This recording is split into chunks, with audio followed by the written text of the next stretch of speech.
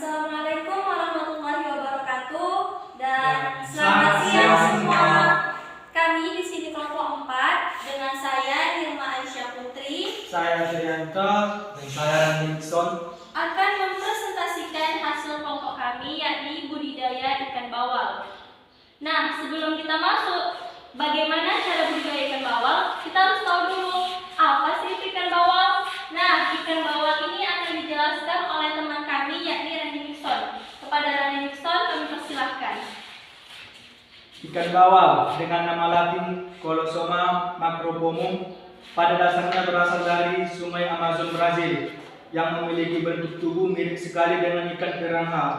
Ikan bawal memiliki ciri bentuk tubuhnya bulat dan tipis serta memiliki lubang hidung yang besar.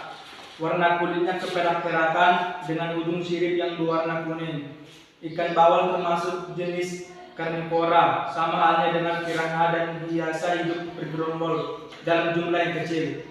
Makanannya adalah udang, siput, katak, dan ikan-ikan kecil. Banyak yang membudidayakan ikan bawal karena ikan jenis ini biasanya dikonsumsi manusia karena dagingnya sangat gurih dan nikmat. Klasifikasi ikan bawal air tawar. Subfilumnya Craniata, kelasnya Pisces, subkelasnya Neopteridae, ordonya Cypriniformes, subordo Cyprinoidea, familinya Caracidae, genus Colosoma, spesies Colosoma macropomum. Morfologi ikan bawal air tawar. Bila diklasifikasi, ikan bawal sudah diketahui. Hal kedua yang perlu diketahui adalah morfologi. Dari arah samping tubuh bawal tampak membulat atau oval dengan perbandingan antara panjang dan tinggi 2:1. Bila dipotong secara vertikal, bawal memiliki bentuk tubuh pipi atau kompresif dengan perbandingan antara tinggi dan lebar tubuh 4:1. Bentuk tubuh seperti ini menandakan gerakan ikan bawal tidak cepat seperti ikan lele atau grass carp, tetapi lambat seperti ikan gurame dan tambakan. Sisipnya kecil berbentuk konektoid, di mana setengah bagian sisip belakang menutupi sisip bagian depan. Warna tubuh bagian atas abu-abu gelap, sedangkan bagian bawah berwarna putih. Pada bawal dewasa, bagian tepi sirip perut, sirip anus, dan bagian bawah sirip ekor berwarna merah. Warna merah ini merupakan ciri khusus bawal sehingga oleh orang Inggris dan Amerika disebut Red Bali Pacu. Nah, setelah kita tahu, ternyata ikan bawal merupakan ikan yang berasal dari sungai Amazon. Dan setelah dibacakan klasifikasi serta morfologinya, kita masuk yang tahap kedua, yakni jenis-jenis ikan bawal. Nah, jenis-jenis ikan bawal ini akan disampaikan oleh teman kami Trianto. Kepada Trianto kami persilahkan. Jenis-jenis ikan bawal. Ikan bawal lecang. Ikan bawal memiliki 3 macam jenis, yang dimana populasinya saat ini masih berkembang dengan baik.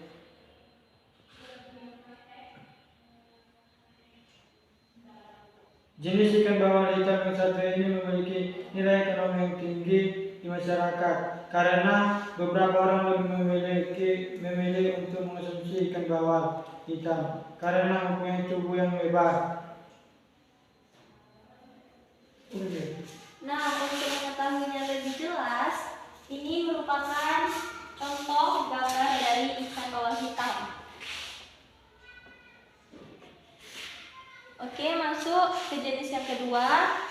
Ikan bawal putih. Kalau ikan bawal hitam memiliki nama internasional black pomfret, lantas ikan bawal putih memiliki nama internasional silver pomfret. Ikan bawal putih juga disebut dengan sebutan kuli pasir putih atau ikan perak. Sesuai dengan namanya, jenis ikan bawal yang satu ini memiliki warna putih yang mencakup keseluruhan. Nah, ikan bawal putih ini dia. Ini merupakan gambar dari ikan bawal putih. Selanjutnya, Ikan bawal air tawar. Seperti namanya, jenis ikan bawal air tawar memang hidup di air tawar. Jenis ikan ini memiliki ciri khas bentuk serta warna yang berbeda dibandingkan ikan bawal hitam maupun putih. Untuk ikan bawal air tawar, ini dia gambar dari ikan bawal air tawar yang memiliki ciri khas khusus, memiliki warna kemerah-merahan di bagian bawah siripnya. Next, selanjutnya Ikan bawal bintang. Beberapa orang belum mengetahui secara pasti mengenai jenis ikan bawal bintang yang masuk ke dalam kategori ikan bawal air laut. Ikan jenis ini merupakan sebutan atau nama lokal dari ikan bawal laut, yang dimana nama latinnya adalah Trachinotus blochi. Jenis ikan ini cukup sulit untuk ditemukan karena populasi atau kelangsungannya hanya bisa dilihat di air laut murni. Nah teman-teman, ini dia contoh dari ikan bawal bintang. Ciri khasnya yaitu bentuk tubuhnya yang pipih yang menyerupai bintang jika dilihat sekilas. Selanjutnya akan dijelaskan ikan bawal Brahma. Ikan bawal Brahma. Ikan bawal Brahma tidak banyak atau sedikit orang yang mengenalnya karena jenis ikan yang satu ini berasal dari keluarga Brahmidae, di mana ikan bersama berasal dari daerah Hawaii dan saat ini populasinya dapat ditemukan di daerah Indonesia. Namun di sisi lain, jika dilihat dari segi makanan, belum diketahui ikan bawal yang satu ini aman dikonsumsi atau tidak. Tetapi sebagian besar produk dari Jepang maupun Korea memang gemar untuk mengonsumsi ikan bawal jenis Brahma karena memiliki bentuk dan ukuran yang lebih besar untuk dimakan bersama-sama. Ini dia teman-teman gambar dari ikan bawal Brahma. Nah, setelah kita mengetahui apa itu ikan bawal dan jenis-jenis ikan bawal, barulah kita masuk ke budidaya ikan bawal. Nah, pada budidaya ikan bawal ini ada 4 tahap yang harus dipersiapkan hingga panen. Yang pertama yakni persiapan kolam. Pada persiapan kolam, jenis kolamnya sendiri bisa menggunakan kolam beton ataupun kolam terpal. Untuk persiapan kolam sendiri akan dibacakan oleh kawan kami Randi. Kepada Randi kami persilahkan. Persiapan kolam-kolam untuk pemeliharaan ikan bawal dipersiapkan seperti halnya ikan air tawar lainnya. Persiapan kolam ini dimaksudkan untuk menumbuhkan makanan alami dalam jumlah yang cukup. Mula-mula kolam dikeringkan sehingga tanah dasarnya benar-benar kering. Tujuannya pengeringan tanah dasar antara lain membasmi ikan-ikan liar yang bersifat predator atau kompetitor atau penyaing makanan, mengurangi senyawa-senyawa asam sulfida dan senyawa beracun lainnya yang terbentuk selama kolam terendam, memungkinkan terjadinya pertukaran udara atau aerasi di pelataran kolam. Dalam proses ini, gas-gas oksigen mengisi celah-celah dan pori-pori tanah sambil menunggu tanah dasar kolam kering. Pematang kolam diperbaiki dan diperkuat untuk menutup kebocoran-kebocoran yang ada.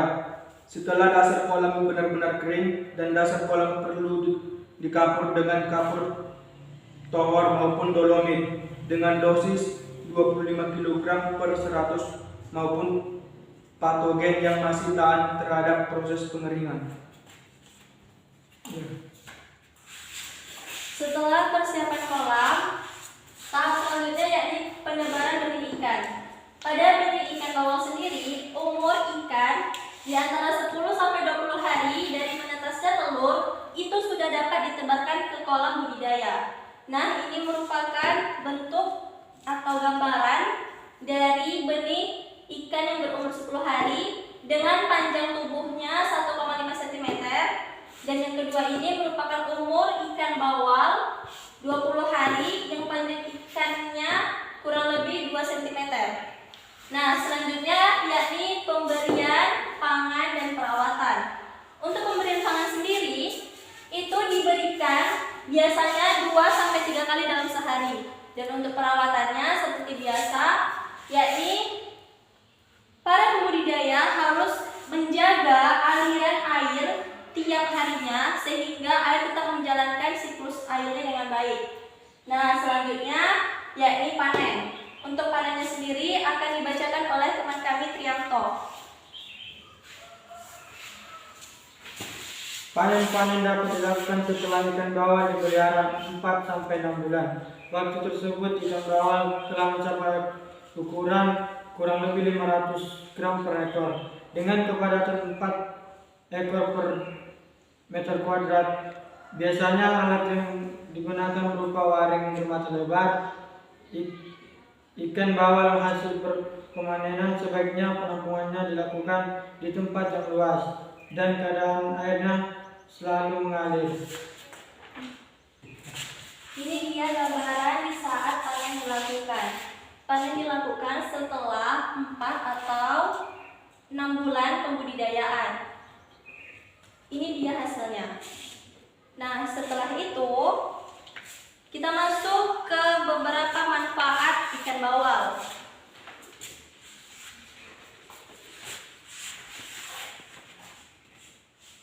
Ternyata ikan bawal ini memiliki banyak sekali manfaat. Yang pertama yaitu meningkatkan kecerdasan otak anak. Yang kedua, mencegah penyakit jantung. Yang ketiga, sumber nutrisi. Yang keempat, mencegah penyakit kolesterol. Yang kelima, bermanfaat untuk program diet. Yang keenam, menyehatkan sistem kardiovaskular. Yang ketujuh, menstabilkan tekanan darah. Yang kedelapan, mengurangi risiko stroke. Yang kesembilan, bagus untuk kesehatan mata. Yang kesepuluh, mencegah peradangan otak. Yang ke-11, mencegah osteoporosis atau pengkroposan tulang.